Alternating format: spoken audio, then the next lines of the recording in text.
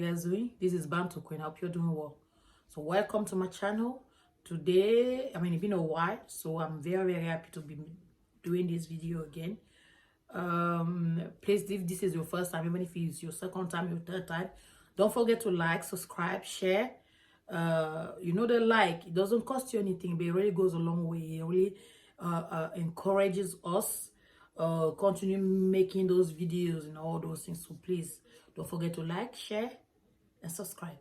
So we're going to be talking today about the stages of the formation of breast milk. I believe that this is very important because the more information you gathered when it comes to breastfeeding, the chances of a successful breastfeeding journey.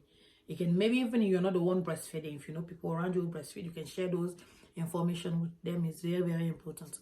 So we're going to four stages in the formation of breast milk. The first stage that I call the formation stage is begin at around 4 weeks into pregnancy, that the body start to get ready food supply for the new baby. In effect, at that stage, the milk production cell called lactocytes begin to fall. So that's why some women who have tender breasts and all those things. Some women don't feel anything at all, but it doesn't mean that nothing is happening. Things still happen. It's just that you don't fear them happening. So we are going to go directly to the second stage. During pregnancy, because for some women, sometime into the pregnancy, they will start producing milk. And actually, the milk will start leaking from the breast. But for most women, they're only going to start producing milk once the baby is born. So that milk that is leaking, the first milk that is leaking, is called the colostrum, which is very important milk. Very easy to digest for newborn baby with a brand new digestive system. Is really good and important. So that milk is produced. The colostrum actually will last a few days after birth. That milk, like I already said, is very important. Is yellowish in color. It's very different from the milk that will follow after that. It's yellowish in color. It's sticky. Is thick. Also, is also more is thick. There's not much of it. But not to worry. The baby still get everything they need to get at that specific moment. So I remember that for me, the first pregnancy, I was scared that it was not enough, that my baby was not getting enough. What you need to understand is that at birth, the stomach of a newborn baby is really tiny. So it doesn't really matter. As long as you constantly put them on the breast, that's what matters. And they will get exactly what they need to get from at that stage after birth. So this is also very important for the protection of the baby. When you talk protection, we're talking more like health-wise. It's very important because it's packed with a lot of good stuff. So the colostrum have the same nutrients. The colostrum have the same nutrients as the later stage milk. So it might not be a lot, but still have the same nutrient as the milk that baby will be getting later. The colostrum is high in antibodies and white blood cells, which protect your baby from infections. So the third stage, which is called the transitional milk, which we will start producing the transitional milk. So after a few days after birth, the transitional milk replaces the colostrum. Milk is creamy, and it has a high level of proteins. So it's also packed in vitamins, fat, and lactose. With the color slowly, the color is slowly changing from the yellow to white. So very quickly we transition to the fourth and last stage, which is the mature milk. The mature milk the mature milk is very specific because you have the first milk that come out that you consider to be mature milk, is the fore milk, fore with F-O-R-E, fore milk.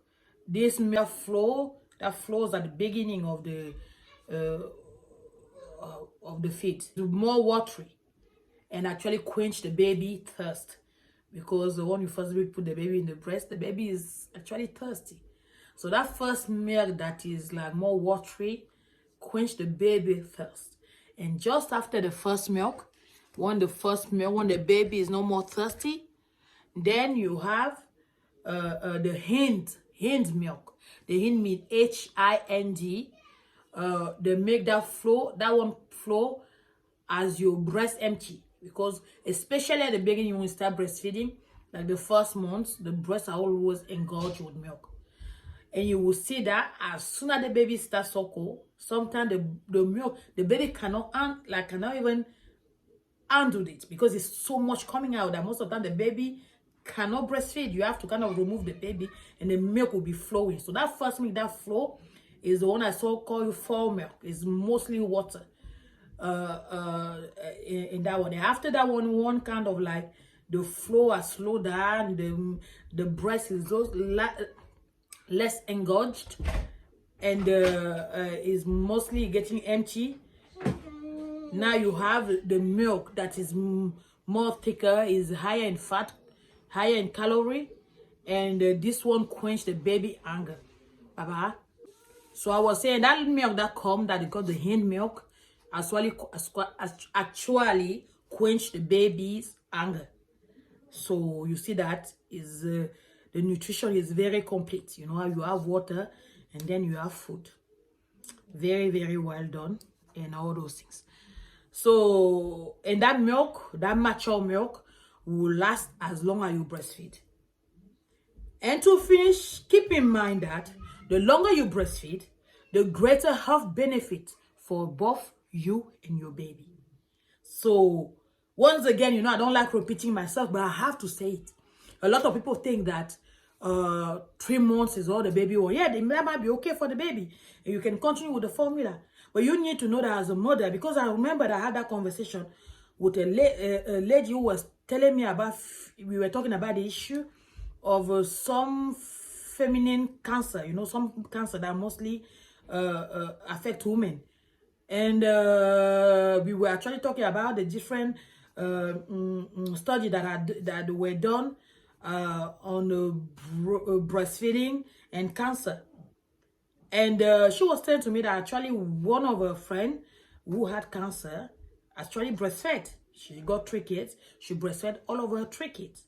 So I asked her, how long did she breastfeed them? And she told me she breastfed for the first one 6 months, and then it was 4 months and 5 months. Obviously, that's not enough, because if you base on what the result of the study show, it shows that breastfeeding really start being effective in protecting the mother, like a benefit in the health after 1 year, a year and a half, 2 years. So the longer you breastfeed, the better. Obviously, you're not going to be continuing breastfeeding a child just because you want to get the benefit. But you need to know that a lot of women have been breastfeeding, but they still get some health issue that are related to what I mean, that maybe could have been avoided if they are breastfed a little bit longer. So just because you're breastfeeding, yeah, you're doing good to your child, but don't think that if you just breastfeed three months or 6 months, you're protected against all those things, because actually the result of the study are very, very clear about that results really start to be interesting just the longer you breastfeed, which is a year plus, see, 2 years old child. That's when the mother really start getting the benefit of it. So on this, I'm going to leave you there. Take care of yourself. Please don't forget to like, share, and subscribe. I'll see you again soon. Thank you very much. Bye.